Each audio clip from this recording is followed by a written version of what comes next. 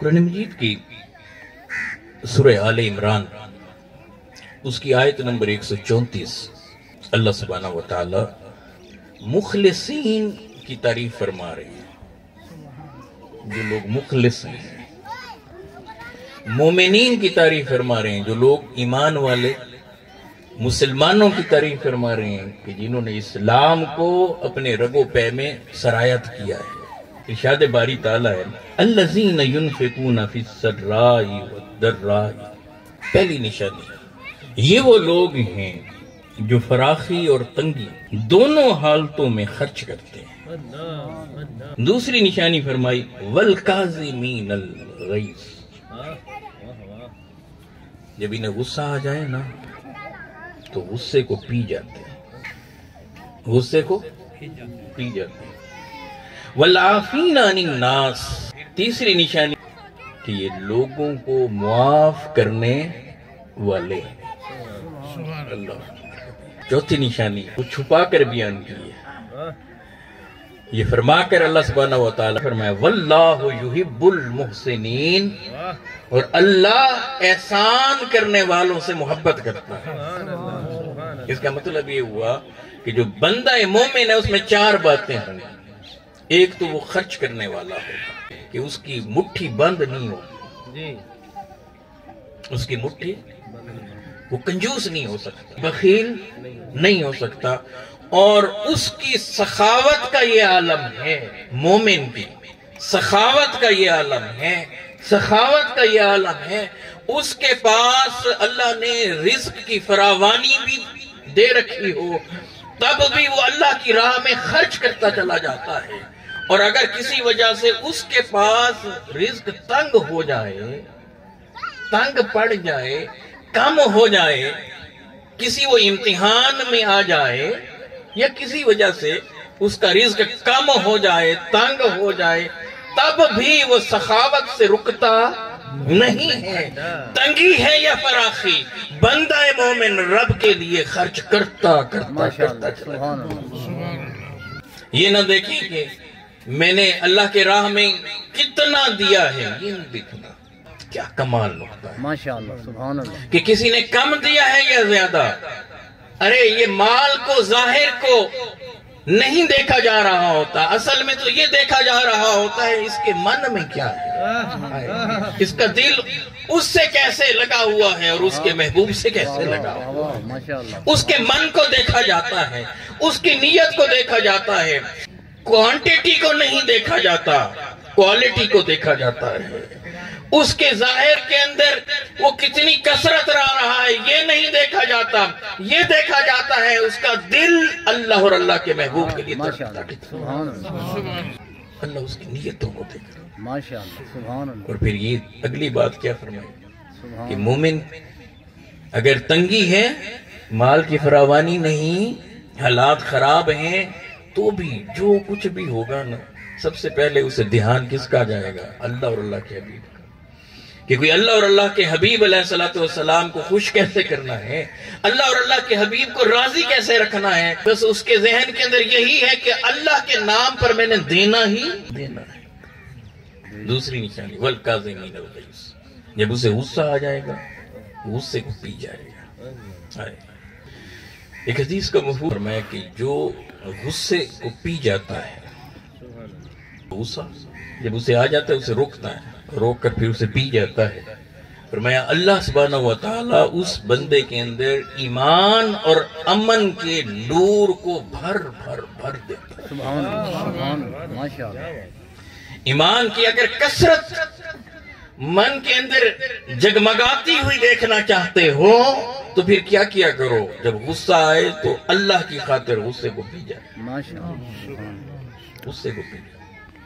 دوسری اس کی خوبی ہے یہ بندہ مومن کی، اگر آج ہمیں غصہ آ رہا ہے اور اسے ہم پیتے نہیں ہیں، غصہ آ رہا ہے اسے ہم روکتے نہیں ہیں، اور ہم غصے کے اندر بولتے چلے جاتے ہیں، تو پھر ہمیں یہ سوچنا چاہیے کہ ہم نے جن کی غلامی کا پٹا اپنے گلے میں ڈالا ہے، محمد رسول اللہ صلی اللہ علیہ وآلہ وسلم، ان کی تعلیمات تو یہ ہیں غصہ نہیں کرنا، اور ہم غصہ کر رہے ہیں، تو پھر ہماری محبتیں کہاں ہیں؟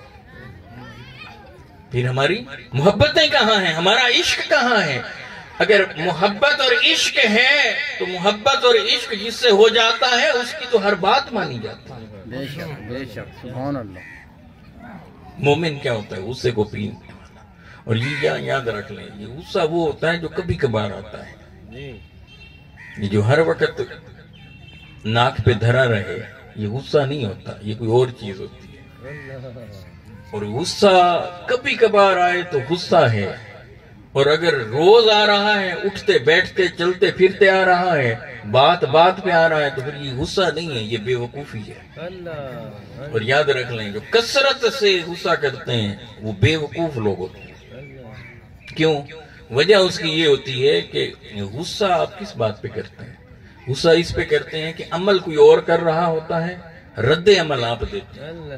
مثلا برتن کسی نے توڑ دیے، یہ عمل اس کا ہے، اور رد عمل میں میں شور مچا رہا ہوں، میں گالیاں دے رہا ہوں، میں منہ پھاڑ رہا ہوں، میرے منہ سے جھاگ نکل رہی ہے، میری آنکھوں سے چنگاریاں نکل رہی ہیں، تو عمل کسی اور کا ہے اور میں رد عمل اسے دے رہا ہوں۔ اس کا مطلب ہے اسے میں نے اتنا اہم سمجھا ہے۔ ٹھیک ہے، ایک بندہ ہے وہ آپ کو منہ چڑھا رہا ہے اور آپ کو اس پہ غصہ آ رہا ہے، اور آپ جواباً آپ بولنا شروع ہو گئے، پہلے غلطی بھی وہی کر رہا ہے، غلط کام بھی وہی کر رہا ہے، اور اس کے جواب میں اپنے اخلاق کو بگاڑ رہا ہوں، اپنے الفاظ کو بگاڑ رہا ہوں، میں منہ سے گالیاں نکال رہا ہوں، تو اس کا مطلب کیا ہوا کہ میں دانا ہوں، عقل مند ہوں، یا پھر اس لیے منع کیا گیا۔ اس مومن سیلف کنٹرول اس کا زیادہ ہوگا، وہ اپنے آپ پہ کنٹرول کرنے والا ہوگا، اپنے جذبات پہ کنٹرول کرنے والا ہوگا۔ میں جب زیادہ غصہ ہے اعوذ باللہ من الشیطان الرجیم پڑھ لیں، شیطان سے اللہ کی پناہ مانگ، کیونکہ یہ غصہ کون لا رہا ہے؟ یہ اللہ کی طرف سے تو نہیں ہے، شیطان کی طرف سے آپ کے اندر ہے۔ وہ شیطان رگوں کے اندر، خون کے اندر دوڑ رہا ہے۔ اٹھا کھڑے ہیں بیٹھ جائیں، بیٹھے ہیں لیٹ جائیں، کھڑے ہیں وہ سامنے سے ہٹ جائیں، کئی طریقے بتائیں۔ خلاصہ یہ ہے کہ بندہ مومن غصہ کرنے والا نہیں ہوتا، غصے کو کنٹرول کرنے والا ہوتا ہے۔ اور یاد رکھیں یہ تھوڑے سے لمحے ہوتے ہیں، جب غصہ آتا ہے غصے کے اندر کبھی بھی اچھا فیصلہ نہیں ہوتا، ہمیشہ اس کے اندر نقصان ہی نقصان ہوتا ہے۔ اس وقت بندے کی سوچ وہ غصے کے اندر دب جاتی ہے، سوچنے اور سمجھنے کی صلاحیت جو اللہ نے آپ کو ودیت کی ہوئی ہوتی ہیں، عطا کی ہوئی ہوتی ہیں، وہ ساری دب جاتی ہیں۔ اب سوچنے اور سمجھنے کی صلاحیت ہی اس وقت نہیں رکھ رہا یا ٹھیک نہیں رکھ رہا، اور اس کے اندر اگر کوئی فیصلہ کرے گا تو نقصان کرے گا۔ اس لیے اللہ اور اللہ کا محبوب بندہ مومن کو نقصان سے بچانا چاہتے ہیں، اس لیے فرمایا کہ یہ بندہ غصہ نہ کرے، والکاظمین الغیظ، غصے کو پی جائے، والعافین عن الناس، یہ لوگوں کو معاف کرنے والا ہوتا ہے، بڑے سے بڑے دشمن کو معاف کرنا۔ معاف کرنا اتنی شاندار صلاحیت ہے، اتنی شاندار نعمت ہے، اور اتنی شاندار عطا ہے، اس کا احساس صرف اس بندے کو ہوتا ہے جو کسی کو معاف کرتا ہے۔ اب یہ آپ بدلہ لینے کی پوزیشن میں ہوں، طاقت ابھی ہو آپ کے پاس، اس کو گرفت میں بھی لے سکتے ہوں، اسے بدلہ بھی لے سکتے ہوں، اسے سزا بھی دے سکتے ہوں، یہ سارے آپشن آپ کے پاس موجود ہوں، پھر آپ کیا کریں؟ کہیں کہ یہ سب کچھ ہے، میں ایسا کر سکتا ہوں، لیکن نہیں، میں اللہ کی خاطر تجھے معاف کروں۔ غزوہ خیبر کا یہ واقعہ ہے کہ آقا علیہ الصلوۃ والسلام وہاں تشریف لے گئے کے بعد یہودی خاتون تھی، اس نے ختمی مرتبہ صلی اللہ علیہ وآلہ وسلم کی دعوت کی۔ یہ واقعہ جو ہے یہ صحیح بخاری کے اندر، سنن نبی داؤد کے اندر، سیاہ ستہ کے دیگر کتب کے اندر بھی، اور کئی ترک سے یہ نقل ہوا ہے۔ دعوت ہو گئی، حضور علیہ الصلوۃ والسلام ساتھیوں کے ساتھ چلے گئے۔ اس کے ذہن کے اندر دو باتیں تھیں۔ پہلی بات تو یہ تھی کہ اگر تو حضور علیہ الصلوۃ والسلام اگر سچے پیغمبر نہیں ہیں، زہر دے دوں گی تو یہ جتنے معاملات ہو رہے ہیں ان سے ہماری جان بچ جائے گی۔ دوسرا یہ بھی تھا کہ اگر حضور علیہ الصلوۃ والسلام سچے پیغمبر ہیں تو ان پر زہر اثر نہیں کریں گے۔ آقا کے سامنے کھانا رکھ دیا گیا، ابھی اس کی شروعات ہوئی تو ایک صحن پہلے گوشت اٹھا کر کھایا، حضور علیہ السلام نے بھی لیا اس میں سے، اور جیسے ہی آپ صلی اللہ علیہ وسلم نے تناول کیا، منہ میں ایسے ڈالا تو فوراً آپ صلی اللہ علیہ وسلم نے سب کو منع کر دیا کہا کہ اپنے ہاتھوں کو روک لو کہ یہ گوشت مجھے بتا رہا ہے کہ میں زہر آلودہ ہوں. اخبرتنی کہ لفظ حدیث کی کتابوں میں آتے ہیں، اور بہت سارے ترک سے کئی الفاظ آتے ہیں کہ یہ مجھے خبر دے رہا ہے، یہ مجھے بتا رہا ہے کہ مجھے زہر لگایا گیا. اللہ اکبر. اب میں آپ سے پوچھنا چاہتا ہوں، دیکھیں وہ بکری ذبح ہو گئی، ذبح ہونے کے بعد ٹکڑے ہو گئی، گوشت جدا جدا ہو گیا، پھر اسے پکایا گیا. پکانے کے بعد وہ گوشت کا ٹکڑا حضور علیہ الصلوۃ والسلام سے گفتگو کر رہا ہے. اللہ اکبر کبیرہ. حضور علیہ الصلوۃ والسلام کی شان دیکھیں، آپ اس کی گفتگو کو سماعت فرما رہے ہیں اور حضور علیہ الصلوۃ والسلام فرما رہے ہیں یہ مجھے، یہ گوشت کا ٹکڑا یہ مجھے بتا رہا ہے کہ مجھے زہر آلودہ کیا گیا، مجھ میں زہر ہے، یا رسول اللہ آپ تناول نہ فرمائیں. خاتون کو بلایا گیا، اور بعض روایات میں حضور نے باقی یہودیوں کو بھی بلوایا. پھر کئی تفصیلات، لیکن یہاں بس جو بنیادی نقطہ سمجھانا چاہتا ہوں. آپ صلی اللہ علیہ وآلہ وسلم نے اس سے سوال کیا کہ آپ نے اس کے اندر زہر ڈالا ہے؟ تو وہ کہنے لگی کہ آپ کو کیسے پتا ہوا؟ لوگوں نے بتایا ہے. حضور علیہ السلام نے فرمایا کہ یہ جو ٹکڑا ہے گوشت کا، یہ جو پکا ہوا گوشت سامنے پڑا ہے، سالن جو ہے، یہ مجھے بتا رہا ہے کہ یا رسول اللہ مجھے تناول نہ فرمائیں کہ مجھ میں زہر ڈالا گیا ہے. تو حضور کی عظمتوں کا عالم کیا ہوگا، ان کے ساتھ بے جان چیزیں گفتگو کریں، اور میرے آقا بے جان چیزوں کی گفتگو کو بھی سماعت فرمائیں. ذبح ہوئی بکری، کٹا ہوا گوشت، اور اس میں سے گفتگو ہو رہی ہے، اور حضور علیہ السلام سے میرے آقا علیہ السلام نے اس کو معاف کر دیا. اپنی ذات کے لیے حضور علیہ السلام نے بدلہ نہیں دیا، اپنی ذات کے لیے بدلہ نہیں دیا. اللہ کے لیے لیا تو لیا، دین کے لیے لیا تو لیا. اللہ کا حکم آ گیا، اس پر عمل درآمد کرا، وہ بالکل علیحدہ، مگر اپنی ذات کے لیے بھی بدلہ نہیں لیا. جو بھی سامنے آیا حضور علیہ السلام نے اس کو معاف فرمایا. زید بن ثانہ یہودی تھے. امام تبریزی رحمہ اللہ تعالی علیہ نے ان کے بارے میں تفصیل بتائی ہے. انہوں نے اپنی کتابوں کے اندر پڑھا ہوا تھا، یہودی تھے، تورات کے اندر پڑھا ہوا تھا. حضور علیہ السلام کی خوبیاں وہاں لکھی ہوئی تھیں، وہ پڑھی. آقا علیہ السلام کے میلاد کا ذکر تھا. حضور علیہ السلام کا میلاد مکہ میں ہوگا، حضور علیہ السلام کی ہجرت گاہ مدینہ ہوگی. آپ صلی اللہ علیہ وآلہ وسلم کا لب و لہجہ ایسا ہوگا، کردار ایسا ہوگا، بات چیت ایسے کریں گے، غصہ نہیں آئے گا. اب انہوں نے بہت ساری نشانیاں پڑھی ہوئی کہ مدینہ آ گئے نا، تو یہ حضور علیہ السلام کے پاس آ گئے. بعض روایات میں یہ کہ حضور علیہ السلام اس سے کچھ ادھار لیا تھا، جو وقت طے ہوا تھا اس سے 3 دن پہلے آ کر علیہ السلام سے آ کر ڈیمانڈ کرتا ہے میرا ادھار مجھے ابھی واپس کریں. ابھی 3 دن اس میں سے باقی پڑے تھے، اپنا قرضہ واپس لینے کے لیے آ گیا، اور آ کر حضور علیہ السلام سے نازیبا قسم کی گفتگو کرنے لگا. حضرت عمر رضی اللہ تعالیٰ عنہ وہیں بیٹھے تھے، انہوں نے جھڑک دیا. ایسے جھڑکنے کے بعد انہیں کہا کہ آپ کو احساس نہیں ہے کہ ہمارے آقا مولا علیہ السلام کے ساتھ آپ ایسی گفتگو کر رہے ہیں؟ حضور علیہ السلام نے انہیں منع کیا کہ عمر انہیں جھڑکو مت، اس کا قرضہ ہے وہ اسے واپس کر دو. وہ واپس کر دیا گیا. تو حضور علیہ السلام نے فرمایا 20 سا جو اسے اور بھی دے دو، اس لیے دے دو کہ آپ نے اسے جھڑکا کیوں.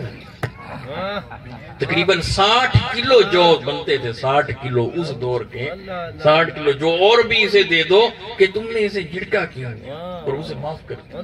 نعرہ تکبیر، نعرہ رسالت، نعرہ خلافت، نعرہ حیدری. جب اس نے یہ چیزیں دیکھیں تو پھر حضور کے قدموں میں آ گیا. حضور کے اخلاق کو دیکھ کر، معافی کو دیکھ کر اور عطا کو دیکھ کر اس نے آقا کے قدموں میں آ کر آقا کا کلمہ پڑھ کر اسلام کو قبول کر لیا. جب اسلام قبول کر لیا تو اب کہنے لگا کہ میں نے تورات میں نبی آخر الزمان صلی اللہ علیہ وآلہ وسلم کی نشانیاں پڑھی تھیں، مصطفیٰ علیہ السلام میں ساری نشانیاں پوری تھیں، مگر 2 نشانیاں ایسی تھیں میں اسے دیکھنا چاہتا تھا. ایک نشانی یہ تھی کہ جب انہیں غصہ دلایا جائے گا تو وہ غصے میں نہیں آئیں گے، غصے میں. اور دوسرا جب ان سے سختی کی جائے، جتنا زیادہ سخت لہجہ اپنایا جائے گا وہ اتنے زیادہ نرم ہوتے جائیں گے. یہاں رک کر صرف آج میں اپنے آپ سے پوچھنا چاہتا ہوں، کہ جن نبی آخر زمان صلی اللہ علیہ وآلہ وسلم کا کلمہ ہم پڑھتے ہیں، کیا ہمارے اندر یہ صفات آج ہیں؟ کیا حضور کی اس سیرت پر آج ہم چل رہے ہیں؟ اگر نہیں چل رہے تو کیا وقت نہیں آ گیا کہ اپنے آپ کو بدلیں، اپنے لہجوں کو بدلیں، اپنی گفتگو کو بدلیں، اپنے اندر ایک تبدیلی پیدا کریں اور اپنے آپ کو اس ڈگر پر لے جائیں جس پر میرے آقا علیہ السلام بڑے سے بڑے دشمن بھی حضور علیہ السلام کے سامنے حضور انہیں معاف کر دیتے تھے۔ حضرت عمر رضی اللہ عنہ دیکھتے دنگ رہ جاتے تھے۔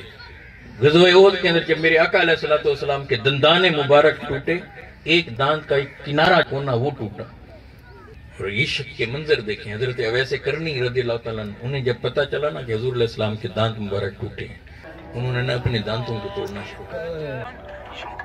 جب اسے توڑنا شروع کر دیا، یہ اسے توڑوں، حضور کا یہ دانت ٹوٹا ہوگا، یہ ٹوٹا ہوگا، اوپر والے نیچے والے سارے دانت ہی توڑ دیے، کہ پتہ نہیں تھا کہ میرے آقا کا کون سا عشق کی اس منزل پر پائے۔ ایک طرح عشق کا عالم یہ ہے کہ یہ سنا کہ میرے محبوب کے دانت ایسے ٹوٹے ہیں، تو اگر میرے محبوب کے ٹوٹے ہیں تو پھر میرے کیوں محفوظ ہیں؟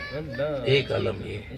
اور ادھر ذرا دیکھیں کہ جن کا دانت ٹوٹا ہے، خون بہا ہے، حضور علیہ السلام، تو آقا علیہ السلام سے عرض کیا جا رہا ہے کہ یا رسول اللہ ان کے لیے بد دعا ہی کر دیں۔ حضرت عمر رضی اللہ تعالیٰ بیٹھے ہیں، حضور علیہ السلام جواب فرما رہے ہیں، اور میں کہ نہیں، میں لعنت بھیجنے کے لیے تو نہیں آیا، بد دعا کرنے کے لیے تو نہیں آیا، میں تو اس لیے آیا ہوں کہ موت۔ اور اللہ کی بارگاہ میں حضور علیہ السلام دعا کیا کر رہے ہیں؟ اللہم اہد قومی انہم لا یعلمون۔ صحیح مسلم کے الفاظ، حضور نے جواب میں کیا فرمایا؟ اے اللہ یہ میری قوم ہے، اسے ہدایت دے دینا۔ انہم لا یعلمون، یہ مجھے جانتی نہیں۔ قاضی عیاض رحمہ اللہ تعالیٰ شفا میں حضرت عمر رضی اللہ تعالیٰ عرض کرتے ہیں یا رسول اللہ، حضرت نوح علیہ السلام ان کی قوم نے ان کے ساتھ یہ معاملہ کیا تو وہ اتنے دل برداشتہ ہو گئے، اتنے دل برداشتہ ہو گئے، اللہ کی بارگاہ میں ہاتھ اٹھا کر کہنے لگے کہ باری تعالیٰ روئے ارضی پر جتنے کافر بھی ہیں، جتنے کافر، انہیں نیست اور نابود کر دے۔ سورہ نوح جا کر آج پڑھیے گا، آیت نمبر 26 کو جا کر پڑھیے گا۔ حضرت نوح علیہ السلام اللہ کی بارگاہ میں کیا کہتے ہیں؟ ان کے اوپر تنگی آئی، قوم نے جب اس طرح کے معاملے کی بات نہیں سنتے تھے، ایمان نہیں لاتے تھے، تو پھر اللہ کی بارگاہ میں کہتے ہیں رب لا تذر علی الارض من الکافرین دیار۔ حضرت عمر کہتے ہیں یا رسول اللہ ایک طرف یہ عالم ہے، اور پھر آپ نے دیکھا کہ روئے ارضی پر ایمان والوں کے سوا جو کشتی میں آ گئے تھے، ان کے سوا سب کو نیست و نبود، اللہ نے ان کی ایسی دعا قبول کی، سب کو ڈبو دیا، حتیٰ کہ حضرت نوح علیہ السلام کا اپنا بیٹا جو ایمان نہ لایا وہ بھی، ایک طرف وہ اور ایک طرف یہ پتھر مارے جا رہے ہیں۔ طائف کی وادی میں حضور علیہ السلام جاتے ہیں، سر سے لے کر پاؤں تک آقا علیہ السلام کا لہو بہ رہا ہے، اور آقا کی نالین پاک، آقا کے مبارک جوتے خون سے تر بتر ہو گئے ہیں، اور فرشتہ آ کر کہتا ہے یا رسول اللہ اجازت ہو پھر انہیں دو پہاڑوں کے درمیان پیس ڈالوں، اگر اجازت ہو تو ان پر پہاڑ ڈے ماروں۔ میرے نبی، میرے حبیب، میرے رسول، میرے کریم رحمت للعالمین جواب میں کیا کہتے ہیں کہ ایسا کر، کہتے ہیں نہیں، کیا ہوا اگر یہ مجھے آج مجھ پر ایمان نہیں مارے تو کیا ہوا، میں دیکھ رہا ہوں ان کی نسلیں مجھ پر ایمان۔ اور حضور علیہ السلام کے کلمات سنیے، اللہم اغفر لقومی، اللہم اغفر لقومی، اے اللہ میری قوم کو معاف فرما دینا، معاف فرما دے میری قوم کو، انہم لا یعلمون، یہ مجھے نہیں جانتے کہ میں کون، انہیں کیا معلوم کہ عرشوں پر چلنے والا، رب سے ملنے والا، ثم دنا فتدلی کی قربتوں میں بیٹھنے والا آج چل کر ہمارے پاس آیا ہے اور ہم ان پر پتھر مار رہے ہیں۔ انہم لا یعلمون، سینہ چیر جاتا ہے، دل ایسے نکل کر باہر آتا ہے جب یہ جملے پڑھتے ہیں نا، جب میرے حبیب کہہ رہے ہیں اللہم اغفر لقومی انہم لا یعلمون، اے اللہ میری قوم ایمان نہیں لا رہے، حضور کہہ رہے ہیں میری قوم مانتے نہیں ہیں، میرے آقا کہتے ہیں میری قوم، پتھر مار رہے ہیں، میرے آقا کہہ رہے ہیں میری قوم، وہ کانٹے بچھا رہے ہیں، میرے حضور کہہ رہے ہیں میری قوم، وہ ساحر کہہ رہے ہیں، گالیاں دے رہے ہیں، میرے حبیب کہہ رہے ہیں میری قوم، انہم لا یعلمون۔ فرشتہ اتر رہا ہے، فرشتہ، اور حبیب کیا کہہ رہے ہیں کہ نہیں، کیا ہوا؟ مجھ پر ایمان نہیں لائے تو کیا ہوا؟ کیا ہوا؟ میں دیکھ رہا ہوں ان کی آنے والی نسلیں تو مجھ پر ایمان لائیں۔ ہم نے تو چاہا تھا طائف پہ قیامت آئے، ہم نے تو چاہا تھا طائف پہ قیامت آئے، پر محبوب کی مرضی تھی رحمت آئے۔ اللہ اکبر، کبھی انہیں معاف کر دیا۔ وہ جنہوں نے خون کے اندر میرے آقا کو ڈبویا، ان کو بھی میرے حبیب نے معاف کر دیا۔ اللہ اکبر کبیرہ۔ یہ وہ بنیادی نقطہ ہے جسے سمجھنے کی آج ضرورت ہے۔ ختمی مرتبت صلی اللہ علیہ وآلہ وسلم کی اس سیرت کو جن لوگوں نے اپنے اندر اتارا، ان کا مقام کیا تھا؟ حضرت امام حسن علیہ السلام کے حوالے سے مفسرین نے لکھا کہ حقی کے اندر یہ واقعہ ہے۔ تفسیر روح البیان اور دیگر کتب اور بعض احباب نے امام زین العابدین علیہ السلام ان کے حوالے سے یہ واقعہ لکھا۔ اور جو بنیادی نقطہ امام حسن علیہ السلام کے بارے میں میرے آقا علیہ السلام کی نسبت اور ان کی شبہت کا یہ علم تھا کہ سر سے لے کر ناف تک ہو بہو مصطفیٰ علیہ السلام کی شبیہ تھی۔ یہاں نقطہ سمجھانا چاہتا ہوں، صرف ظاہر حضور علیہ السلام جیسے نہیں تھے، میرے آقا کی جو سیرت ہے وہ بھی ان کے اندر رچی بسی ہوئی تھی۔ وہ غلام انہیں پیش کرنے لگا، وہ جو چیز تھی وہ گری تو انہیں غصہ آ گیا۔ جب غصہ آیا تو اب یہ غلام بھی کن کا تھا؟ امام کا۔ صحبت بھی ان کی تھی، سنگت بھی ان کی تھی، تربیت بھی ان کی تھی، تو جن کے قریب تھا۔ تو پھر جب دیکھا کہ امام حسن علیہ السلام کو غصہ آ گیا تو فوراً آیت کے اس حصے کو پڑھا، وَالْقَاذِمِينَ الْغَيْظَ۔ وہ لوگ جو غصے کو پی جاتے ہیں۔ امام حسن علیہ السلام کہنے لگے میں نے اللہ کے لیے غصے کو پی لیا ہے۔ پھر اس نے آیت کا اگلا حصہ پڑھا، وَالْعَافِينَ عَنِ النَّاسِ، اور لوگوں کو معاف کر دیتے ہیں۔ امام حسن علیہ السلام فرمانے لگے میں نے اللہ کی خاطر جا تجھے معاف کر دیا۔ جب اس نے دیکھا کہ دریائے رحمت جوش پر ہے، آیت کا آخری حصہ پڑھ دیا، واللہ یحب المحسنین، اللہ تعالیٰ احسان کرنے والوں کو پسند فرماتا ہے۔ تو امام حسن علیہ السلام نے فرمایا جا تجھے میں آزاد کرتا ہوں لوجہ اللہ، اللہ کے مکھڑے کے لیے، اللہ کی رضا کے لیے، اللہ کی خاطر جا تجھے آزاد کرتا ہوں۔ آپ دیکھیں کسی سے غلطی ہو جائے، ہمارے پاس کام کرتا ہو، ہمارا مزیرہ ہو، کوئی ہمارے گھر میں کام کرنے والا نوکر ہو، اس سے اگر غلطی ہو جائے تو کیا ہمارا رویہ یہی ہوتا ہے؟ پہلے غصہ ختم کر دیں اپنا، اس پہ غصہ نہ کریں، غلطی معاف کر دیں، معاف کرنے کے بعد اسے کوئی تحفہ شفہ دے دیں، ایسے ہم کرتے ہیں؟ ہمارا تو بالکل الٹا معاملہ۔ احباب گرامی قدر، قرآن مجید کی ان تعلیمات کو اور حضور علیہ السلام کی اس سیرت کو دیکھ کر ہمیں اپنے گریبانوں میں جھانکنا ہے کہ کیا ہم حقیقتاً اللہ سے محبت کرتے ہیں، اللہ کے حبیب صلی اللہ علیہ وآلہ وسلم سے محبت کرتے ہیں، اور اگر محبت واقعی سچی ہے تو کیا ہمارے اندر آج وہ چیزیں موجود ہیں جو میرے آقا علیہ السلام کی سیرت میں تھی؟ میرے آقا تو غصے کو پی جاتے تھے، غصہ آتا تھا تو کرتے نہیں تھے، سامنے لوگ آتے تھے تو میرے آقا انہیں معاف کر دیتے تھے، درگزر کرتے تھے، اگنور کر دیتے تھے، لوگوں کے اوپر احسان کرتے تھے۔ تو کیا آج یہ صفات آج ہمارے اندر ہیں؟ تو حضور کے ایک غلام کے اندر اگر یہ صفات نہیں ہوں گی تو پھر کس کے اندر؟